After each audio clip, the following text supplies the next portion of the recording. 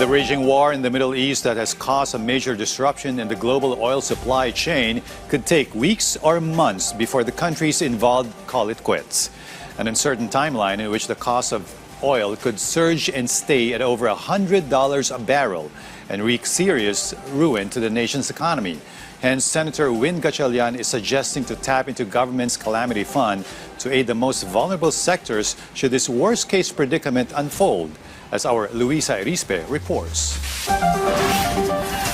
Senator Sherwin Gatchalian believes it is time to evaluate whether a state of calamity should be declared in the country due to the surge in fuel prices stemming from the tensions in the Middle East. According to the senator, if an economic calamity is proven, the 39.8 billion peso calamity fund under the 2026 General Appropriations Act could be utilized to mitigate the impact of the oil crisis. I think dapat mapag-aralan mabuti kung ano bang what point natin pwedeng sabihin na meron ng calamity tayo because of this oil prices, no? So that is something that we need to study very carefully. Ang punto ko lang is may access tayo sa pondo, no? At one point natin i-access yan because talagang masama ng sitwasyon, yun ang dapat mapag-aralan.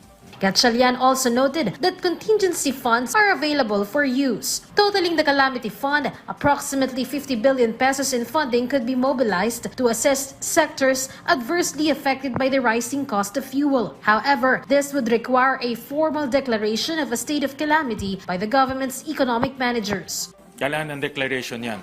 Yes, kailangan ng declaration. Traditionally, ang nagde-declare niyan is Office of the Civil Defense. Kasi nga, traditionally, ang calamity natin is disaster. Pero ito kakaiba ito. Ang tawag ko nga ito, economic calamity. No? So, kailangan ma-analyze ng, tingin ko hindi OC dito, but economic managers na. No? Senators are still set to discuss whether they will formally recommend this measure, as the president's initial proposal focuses on emergency powers for the suspension of excise tax. But for the senator, implementing the suspension of the excise tax may pose significant challenges. Kung ang presyo mo ay $80 average for 30 days, then doon pa lang tatanggalin yung excise tax. Hindi pag pumalo siya ng one day $80, tanggal ka agad. No? Kailangan elevated siya ng matagal, no?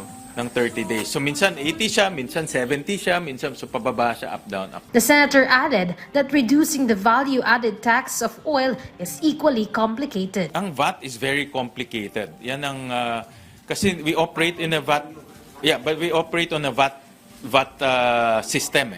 No? So kung sinuspend natin yung VAT, magiging problema niyan, hindi guarantee rin bababa yung presyo dahil yung input VAT ipapass on yan sa ibang mga produkto. It's a very complex system dahil kailangan mayroong kabangga siya parate. Nevertheless, the senator remains confident that should it be deemed necessary, the Senate can pass the proposed emergency powers for the president before the end of March. Meanwhile, Senate President Vicente Soto III stated that if the excise tax measure is not passed by next week, a special session may be convened to ensure the approval of the proposal.